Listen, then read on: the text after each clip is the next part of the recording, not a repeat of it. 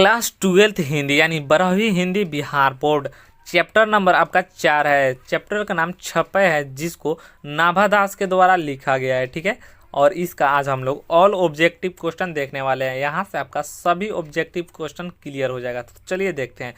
पहला है, नाभादास का जन्म कब माना जाता है? नाभादास का जन्म 1570 में माना जाता है। अगला क्वेश्चन है, नाभादास के कब तक जीवित रहने का प्रमाण है? नाभादास के 1600 ईस्वी तक जीवित रहने का प्रमाण है। अगला जो क्वेश्चन है, नाभादास का जन्म स्थान कहाँ माना जाता है? नाभादास का जन्म स्थान दक्षिण भारत में माना जाता है। अगला जो क्वेश्चन है, नाभादास माँ के साथ कहाँ आकर रहने लगे? नाभादास माँ के साथ जयपुर में आकर रहने लगे। अगला क्वेश्चन है, नाभादास माँ के साथ जयपुर क्यों रहने लगे थे? तो नाभादास माँ के साथ जयपुर अकाल और पिता की मृत्यु के कारण रहने लगे थे।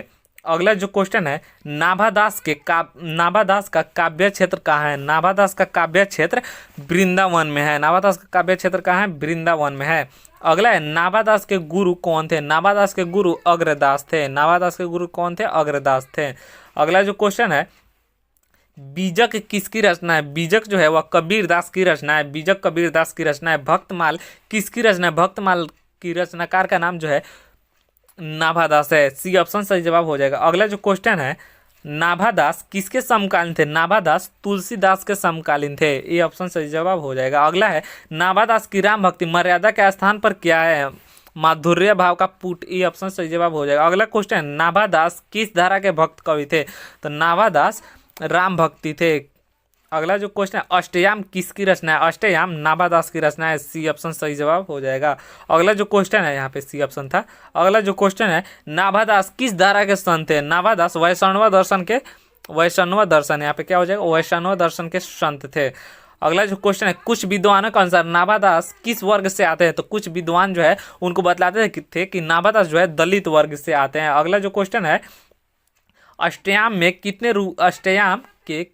कितने रूपों में लिखा गया? जो अष्टयाम है कितने रूपों में लिखा गया था? यह 2 रूपों में लिखा गया। ये ऑप्शन से जवाब। अगला क्वेश्चन है, सुर की कविता सुनकर कवि क्या करने लगते हैं? सुर की कविता सुनकर कवि सिर चालन करने लगते हैं। यहाँ पे चलन हो गया, सिर चालन करने लगते हैं यानी सिर हिलाने लगते हैं। अगला जो क्वेश्चन है, अष्टयाम किन रूपों में लिखा गया? अष्टयाम या आपका यहाँ पे गच काव्य में लिखा गया। ये ऑप्शन इसका सही जवाब हो जाएगा। अगला क्वेश्चन है, नाभादास ने किस कवि को जाति पाति का खंडन करने वाला बताया है? नाभादास ने किस कवि को जाति पाति का खंडन करने वाला बताया है? कबीर को। ये ऑप्शन इसका सही जवाब हो जाएगा। अगला जो क्वेश्चन है, भक्तमाल में कितने छपय छंदों का प्रयोग हुआ था? भक्तमाल में 316 छपय छंदों का प्रयोग हुआ है। ये ऑप्शन इसका सही जवाब हो जाएगा। अगला जो क्वेश्चन है, कबीर किसमें भेद नहीं करते हैं? कबीर हिंदू और मुस्लिम में भेद नहीं करते हैं। ये ऑप्शन सही। अगला क्वेश्चन है, भक्तमाल में कितने भक्तों का चित्रण किया गया? भक्तमाल में आपका 200 भक्तों का चित्रण किया गया है। अगला क्वेश्चन है, नाभादास की छपय पाठ किस पुस्तक से उद्धृत है? नाभादास की छपय पाठ भक्तमाल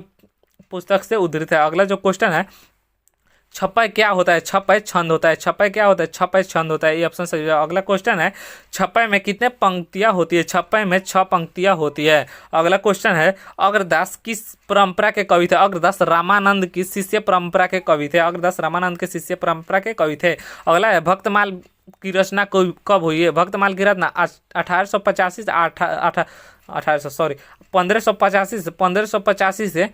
1596 तक हुई है। 1585 से 1596 तक हुई है। ये ऑप्शन इसका सही जवाब हो जाएगा। अगला जो क्वेश्चन है, भक्तमाल क्या है? भक्तमाल भक्तों की जीवनी है। बी ऑप्शन इसका सही जवाब हो जाएगा। अगला क्वेश्चन है, कबीर ने हिंदू और मुसलमान के साथ क्या नहीं किया? कबीर ने हिंदू और मुसलमान के साथ पक्षपात नहीं किया। अगला जो क्वेश्चन, नाभादास के अनुसार कविता सुनकर लोग सिर चालन करते हैं। नाभादास के अनुसार किसकी कविता सुनकर, जो नाभादास है इनके अनुसार किसकी कविता सुनकर लोग सिर चालन करते हैं? तो सुर की कविता सुनने के बाद लोग सिर चालन करने लगते हैं। अगला क्वेश्चन है, भक्तमाल किस छंद में रचा गया है? भक्तमाल छपय छंद में रचा गया है। ये ऑप्शन से। अगला क्वेश्चन है, कबीर ने किसे अधर्म कहा है? तो भक्ति विमुख को कवि ने अधर्म कहा है। ये ऑप्शन।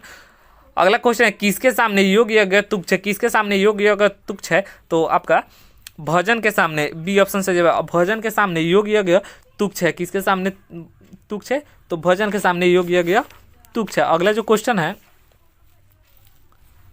अगला क्वेश्चन हम लोग का, नाभादास किसके प्रस शिष्य थे? नाभादास जो है किसके प्रस शिष्य थे? तो कृष्णदास पैहरी के नाभादास प्रस शिष्य थे। अगला क्वेश्चन है, सुर की कविता कौन सुन सकेगा?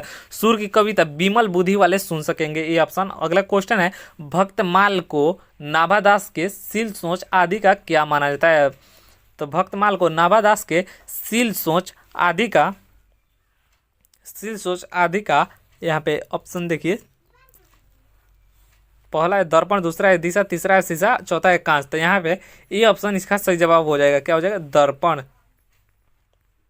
अगला है, नाभादास किस काल के कवि हुए? नाभादास जो है वह किस काल के कवि हुए? तो नाभादास आपका भक्ति काल के कवि हैं। किस